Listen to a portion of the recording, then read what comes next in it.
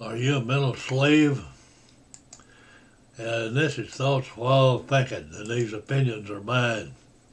And they try to keep you scared so you'll be subdued. So stop being scared and stand up for your rights. And you got to emancipate yourself from mental slavery, because that's where we are. And Douglas Franklin said, knowledge makes a man unfit to be a slave. Well, I must relate that to our college graduates now. They must not be educated. And sometimes you have to free people from themselves in order to save them from their mental slavery. Think about some of this stuff. It's all there in your head. And hope you're not brainwashed. And there's signs of mental slavery is long hours, chaperone manipulation and abuse and lack of personal possessions. So they're taking away your possessions and all of that. So that's all part of mental slavery. And I appreciate you subscribing and signing up.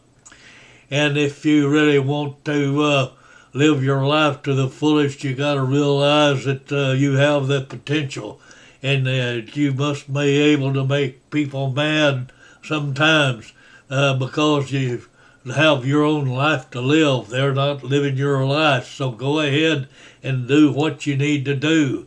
And what we need to do is get rid of all this federal power.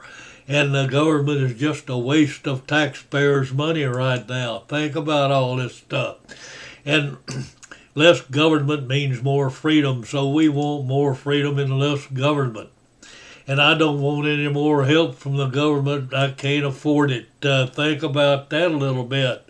And for a better country, we got to work for a better country. And we got to lower our taxes and have less government and less spending on domestic programs and fewer regulations for a better economy for everybody. Think about some of this stuff. And we got to quit sending all of our money to Washington. They're taking just about all of it. And we got to take our country back. We got to work on getting it back and have a better country. And we got to stop that money flow from your pocket to Washington. And we got to get back to less government we have, the fewer laws, and less confining power. And antidote to all that abuse of federal government is the influence of a private character and growth of an individual. We got to consider this stuff. And the government was smaller and less intrusive. These elections would be less scary. Now think about that for a little bit. And the smaller the government, the less we need to manipulate politicians. And we can go forward, and we got to get rid of that big government.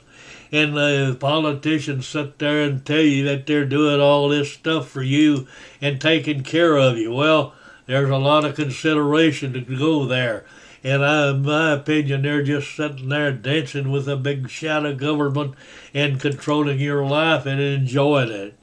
And no government agency has jurisdiction over the truth. You got to stay with the truth and think about the truth.